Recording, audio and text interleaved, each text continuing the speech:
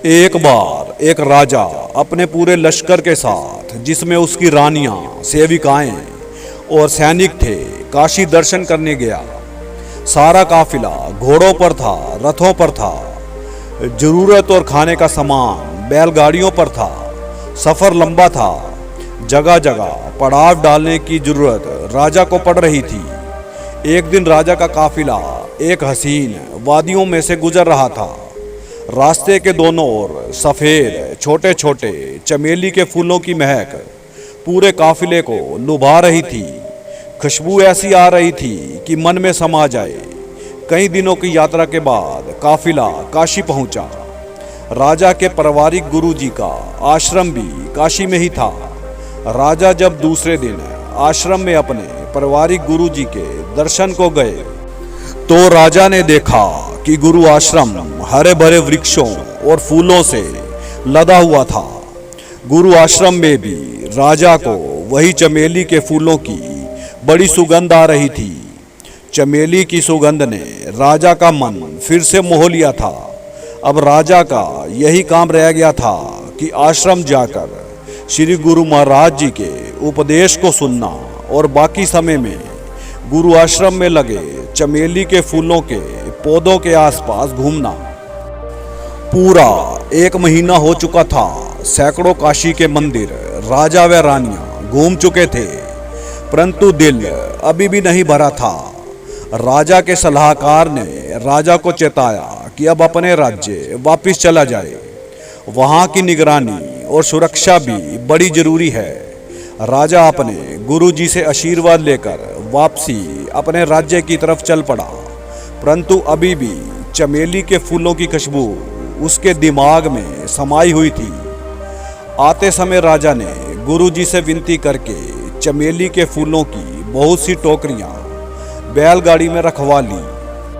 अगले दिन राजा का दिल फिर से चमेली के फूलों की खुशबू सूंघने का हुआ। उसने एक फूलों की टोकरी खोलने का आदेश दिया।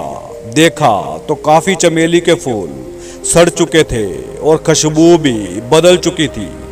इतना समझदार तो राजा था ही कि फूल एक दो दिन में सड़ जाते हैं।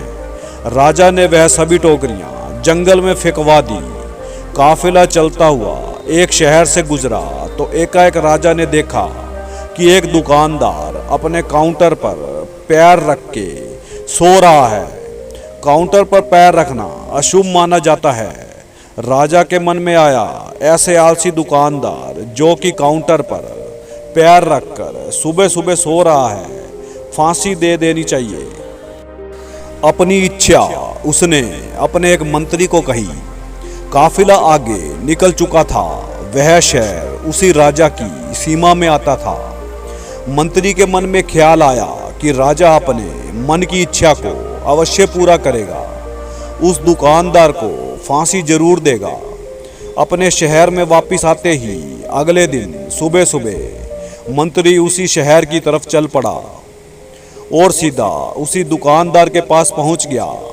दुकानदार ने अच्छा आदर सत्कार किया। मंत्री ने अपनी हकीकत दुकानदार को नहीं बताई और उससे व्यापार का हालचाल पूछा तो दुकानदार ने बताया, कुछ दिनों पहले ही उसने ये इत्र की दुकान खोली है, परंतु इस राज्य के लोगों को इत्र की रत्ती भर भी जानकारी नहीं, इसलिए इत्र की एक भी शीशी वह बेच नहीं पाया। तब मंत्री ने उस दुकानदार से पूछा कि ये इत्र की शीशियां किस प्रकार बिक सकती हैं। तब वह दुकानदार बोला, अब तो ये इत्र की शीशियां तो तभी बिक सकती हैं कि इस देश का राजा जब शिकार खेलने जाए तो कोई जंगली जानवर उसको मार के खा जाए और उसकी हड्डियां सड़ जाएं, उसमें भयंकर बदबू पड़ जाए तो ये इत्र उन हड्डियों पर छिड़क कर बदबू कम की जा सके। मंत्री एकदम हैरान था। जैसे भाव राजा के मन में आ रहे थे, बिल्कुल वैसे ही भाव इस दुकानदार के मन में राजा के प्रति आ रहे थे। वह सोच रहा था कि राजा इसे फांसी पर लटकाना चाहता है और ये दुकानदार जंगली जानवरों द्वारा राजा को मरवाना चाहता है। ये बात मंत्री की समझ में नहीं आई।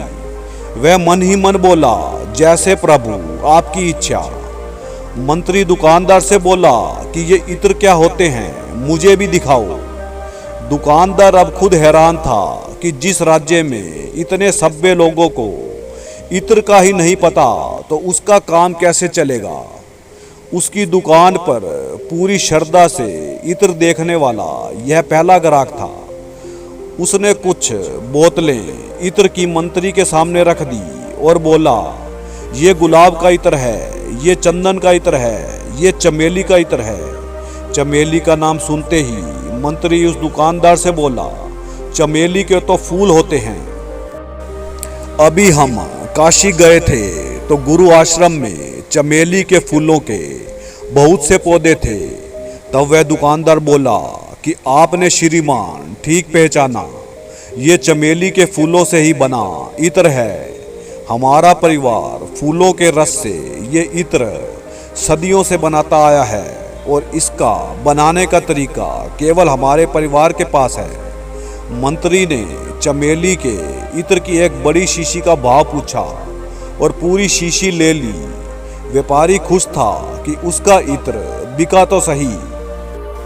मंत्री ने अपने शहर आके थोड़ा सा इत्र अपने कपड़ों पर लगा लिया। जब वह इत्र की शीशी हाथ में लिए राज दरबार में जा रहा था तो चारों तरफ उस इत्र की खुशबू उसके कपड़ों से फैल रही थी। सभी मंत्रमुग्ध थे।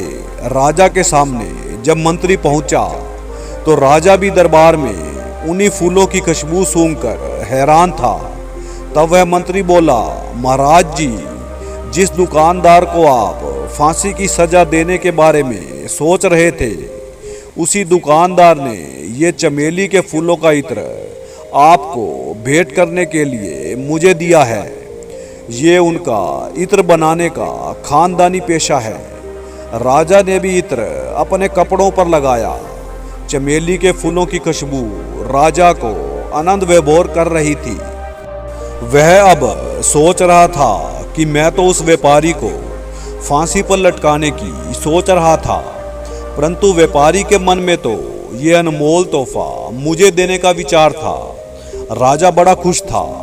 उसने कुछ सोने की मोहरें मंत्री के हाथ तोहफे के रूप में उस व्यापारी को भिजवाई।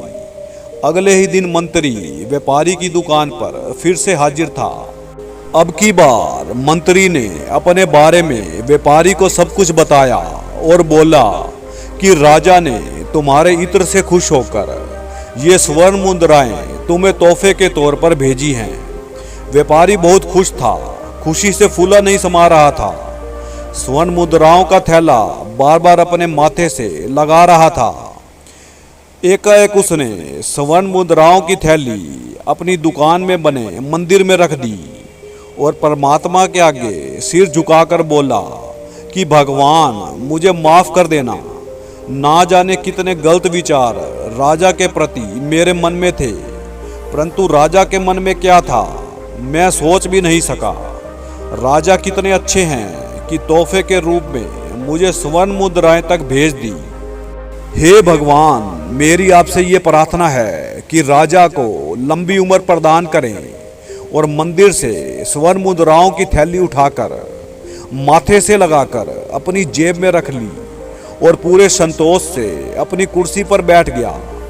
मंत्री सब समझ चुका था, पर हैरान था कि मन के विचार इतनी तीव्र गति से भी बदल जाते हैं। कहानी अच्छी लगी हो तो वीडियो को लाइक कर देना और चैनल को सब्सक्राइब कर देना। धन्यवाद।